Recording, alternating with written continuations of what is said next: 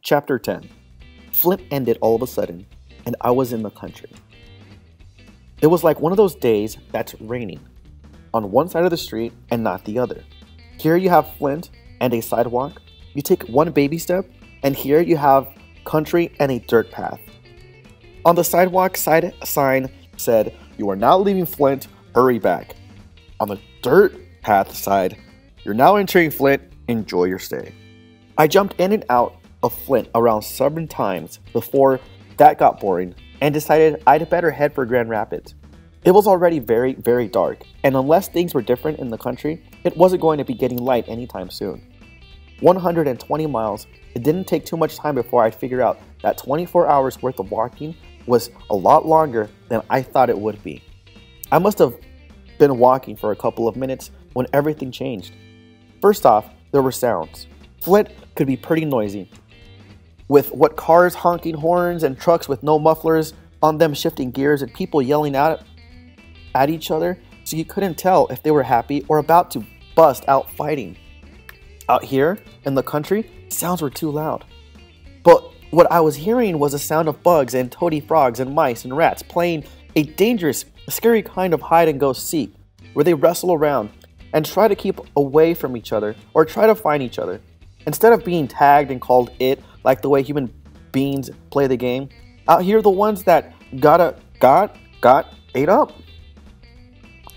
Every step I took toward Grand Rapids, I could hear the sound of mouse bones and bug skeletons being busted up by the teeth of bigger things. Every once in a while, with a couple of cats would give out the kind of howls and yowls that would make the hair on your neck jump if you were a human being and your heart turned into a little cup of shaky yellow custard if you were a mouse. I walked and walked and walked. Some of the time a car would come by and I'd have to duck into the bushes and wait till it had passed. So I don't think I was doing any 5 miles an hour. I felt like I'd been walking all night, but I'd only gone through 3 little towns. I was getting so tired that I started to forget to duck in the bushes when a car would roar by. Some of the time, they'd see me and step on their brakes for a second, then speed off. Most of the times, they'd never notice me. Another car bounced over the top of a hill. The lights blinded me for a second, and then I ducked into the bushes again. The guy in the car stepped on the brakes to slow down, and I could see him twist his neck around. He stuck the car in reverse and pulled to a stop about 30 giant steps away from where I was hiding. His door opened, and he stepped out and started walking slow toward my bushes. He brushed his hand over his head and put on a black hat, like the kind the police or some army men wear. But all the cops I'd ever seen were white, so I knew this guy must be a soldier. He stopped and put his fingers to his lips and whistled. The whistle was so loud that it made me duck down and put my hands over my ears. It felt like he'd blown the right inside my head. All the bugs and toady frogs shut right up. They quit chasing and biting each other, because this had to be the loudest whistle they ever heard too. Rocks were crunching as the man in the back had walked a couple of steps up the road, then stopped again. For the second time, he blasted my ears with that whistle. The noise-making critters in the patch of road got quiet. He said, "Say hey!" He waited, then yelled, "Say hey! I know my eyes aren't what they used to be, but I know they aren't so bad that they lied to me about seeing a young brown-skinned boy walking along the road just outside of Owasso, Michigan, at 2:30 in the morning." I couldn't tell if he was talking to me or to himself. I peeked up to see if I could get a better look at this man. He came closer to me, then stopped about 10 giant steps away. And I'm gonna tell you, I've seen some things out of place before, and a young brown-skinned boy walking along the road just outside of Owasso, Michigan at 2:30 in the morning is definitely not where he ought to be. In fact, what is definite is that neither of one of us should be out here at this time of the night.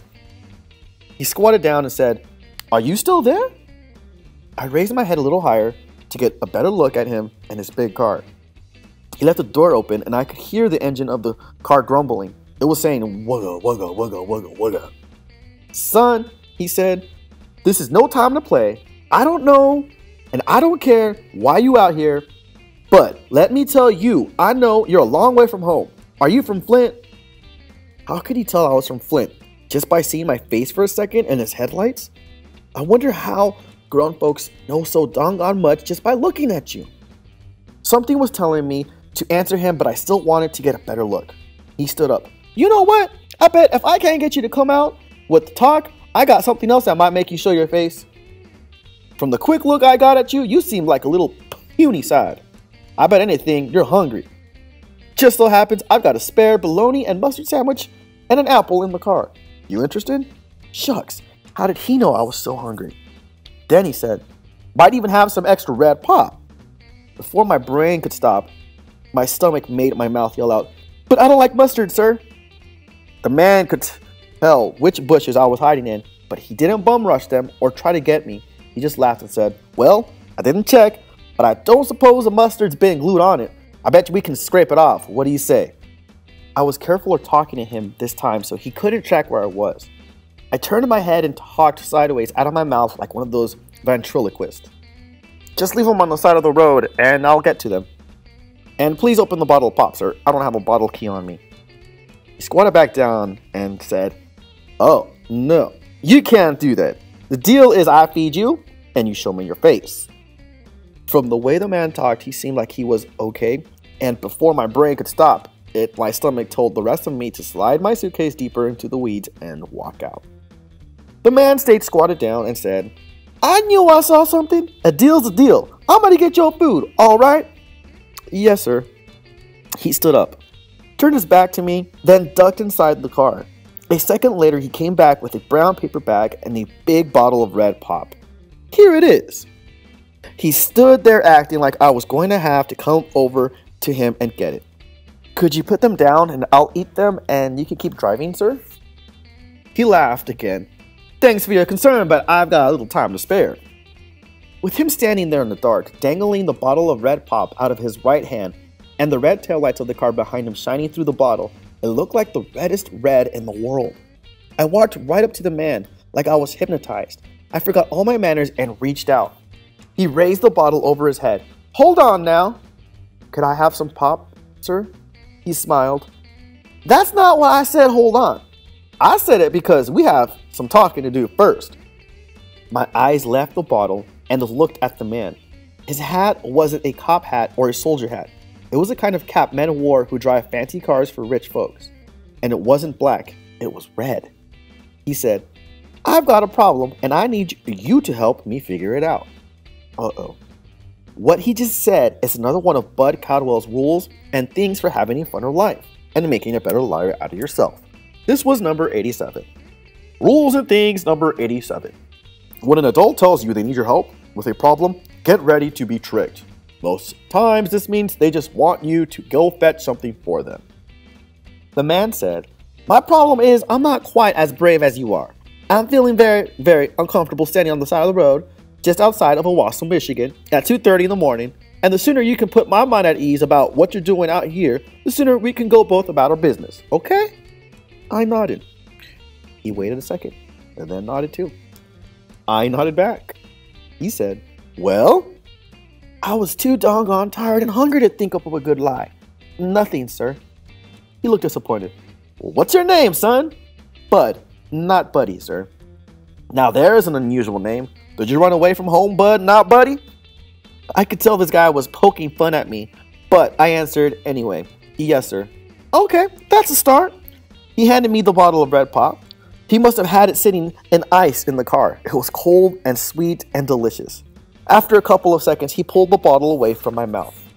Hold on. Don't belt it down all in the first pull. There's plenty here. I slowed way down. Okay, Bud, you've run away from home. Where is that? I don't know if it was because of the red pop juicing up in my brain or because I'm such a good liar. But one of those things got me thinking again real quick. The first thing I knew was that no matter what I told him, this man wasn't going to let me stay out here by myself. But the nervous way he kept looking around was making things seem so scary that not saying staying out here was okay. The second thing I knew was that I couldn't tell this man about the home or the Amoses. I wasn't about to let him take me back to either one of them. The man said, "Where's home, bud?" Then another jolt of red pop must have popped through my heart because my brain came up with the perfect lie. I ran away from Grand Rapids, sir. See how perfect that lie was? Maybe this guy would feel sorry for me and put me on the bus to Grand Rapids, and I wouldn't have to do any more doggone walking. He must have had some money. Anyone driving a car like this would have to be rich, or at least know somebody who was rich. The man scratched under the back of his hat and said, "Grand Rapids?" He said that like it was the most unbelievable thing in the world. Like you'd need to put 6 exclamation points after it. Something about the way he said it made me nervous, but I answered him, "Yes, sir." That's the bad thing about lying. Once you say one, you've usually got to stick with it. "Well, I'll be," the man said. "That's where I'm from. I left there not an hour and a half ago." He snatched the bottle out of my hand, grabbed my arm, walked me over to the passenger side of the car, and started to open the door. I was glad I was going to be getting a ride, but I said, "Sir, I left my suitcase over in the bushes. Can we please get it?" "See, my eyes aren't near as bad as I thought they were. I knew you had a box or something. But nah, buddy.